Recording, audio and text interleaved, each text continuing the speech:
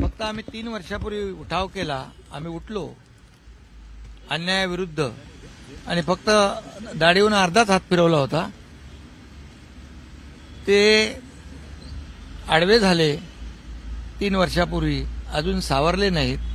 आता कुणाचा तरी हात पकडून उठण्याचा प्रयत्न करतायत.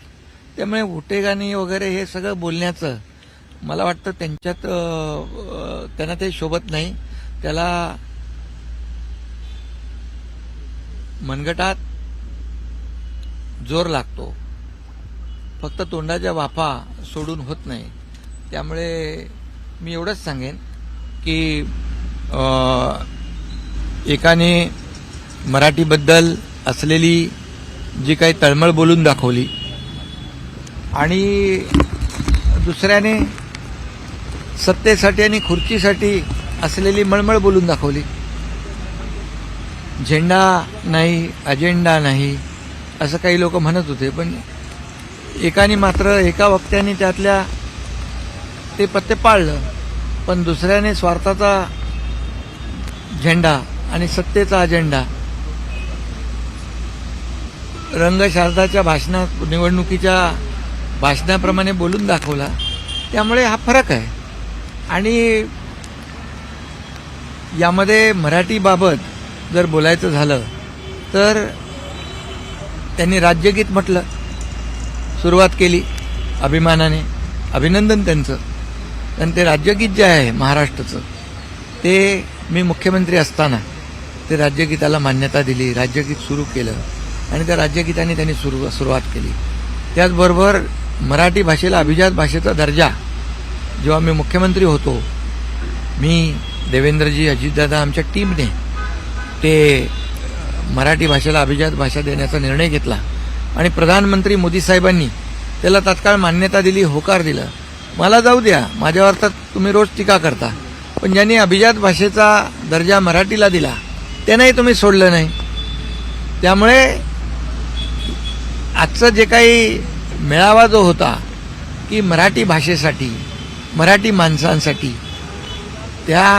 त्यांच्या भाषणातून एक आगपकड होती, द्वेष होता, जळजळ होती, मळमळ होती, ती दिसून आली.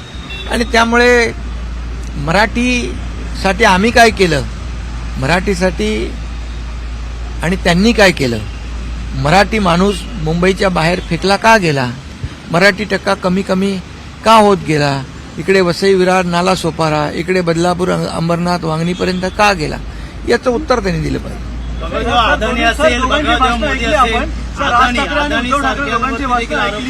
राज ठाकरे आणि उद्धव ठाकरे दोघांची भाषणं ऐकली, काय फरक वाटतं किंवा काय मेन? मी मग आताच सांगितलं एकाच्या भाषणामधून की मराठी माणसासाठी खऱ्या अर्थाने जी तळमळ होती ती दिसली आणि दुसऱ्याच्या भाषणामध्ये सत्ता आणि खुर्चीसाठी जी मळमळ होती ती दिसली. हा फरक आहे. मोदींवर देखील टीका केलेली आहे. उद्धव ठाकरे यांनी आपल्या भाषणामधून मोदींवर देखील टीका केलेली आहे. खरं म्हणजे ते तर मला तर कधी सोडतच नाहीत. माझ्यावर नेहमी सातत्याने टीका आगपकड चालू असते. पण जाऊ द्या, त्याच्यात मी काय टीकेला, आरोपाला टीकेने उत्तर देत नाही. कामातून उत्तर दिलं म्हणून जनतेने मला या ठिकाणी मुख्यमंत्री झालो आणि 2.5 वर्षात विधानसभेच्या निवडणुकीमध्ये लँडस्लाईड मॅन्डेट पण दिलं. पण ज्या मराठीला अभिजात भाषेचा दर्जा आम्ही दिला आणि मोदी साहेबांनी त्याला तात्काळ होकार दिला, मान्यता दिली, त्या मोदी साहेबांना देखील त्यांनी आज सोडलं नाही. हे दुर्दैव आहे. त्यामुळे त्यांची जी काही वृत्ती आहे, जो काही द्वेष आहे, जी काही पोटदुखी आहे आणि सत्तेसाठी जी काही लाचारी आणि लालसा आहे ती दिसून आली. सर, उद्धव ठाकरेंनी दाढीवर हात फिरवत पुष्पा म्हणून आता मी बोललो, मी अर्ध्याच दाढीवर हात फिरवला होता. 3 वर्षापूर्वी 2022ला आम्ही उठाव केला, आम्ही उठलो त्यावेळेस अन्यायाच्या विरुद्ध.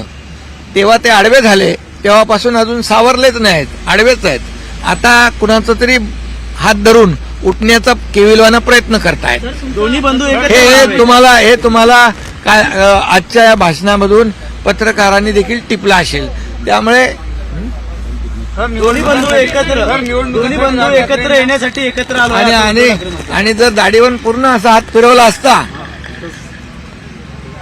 तर काय झालं असतं याचा विचार त्यांनी करावा. काय म्हणाले, फ्लॉवर का फायर.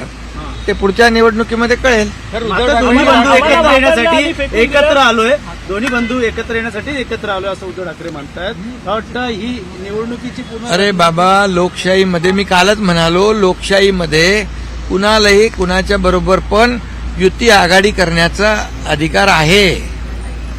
त्यामुळे निवडणुका जशा जशा जवळ येतील तशा तशा अनेक घटना आपल्याला दिसतील.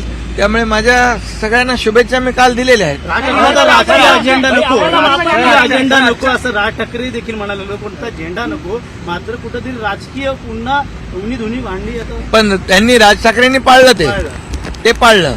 त्यांनी मराठीबद्दल जी काही तळमळ होती मनातली ती बोलून दाखवली. परंतु झेंडा नको, अजेंडा नको, तर दुसऱ्यांनी मात्र स्वार्थाचा झेंडा आणि सत्तेचा अजेंडा पूर्णपणे बोलून दाखवला. मग त्यांच्या मनामध्ये काय, पोटात काय ते ओटावर आलं. त्यामुळे मराठी माणसाचं खऱ्या अर्थाने जी अपेक्षा होती तो अपेक्षा भंग झाला. खरं म्हणजे आम्हाला वाटलं होतं की ते पहिले येऊन माफी मागतील, कारण हिंदी अनिवार्य करण्याचं काम त्यांच्या मुख्यमंत्री काळातच झालं होतं. त्यामुळे त्यांनी तो डॉक्टर माशेलकर साहेबांचा अहवाल स्वीकृत केला, मान्यता दिली, सगळं दिलं. आम्ही तर अनिवार्य हा शब्द काढून टाकला आणि त्याला हिंदीला स्थगिती देऊन टाकली. जी.आर. रद्द केले मुख्यमंत्री महोदयांनी.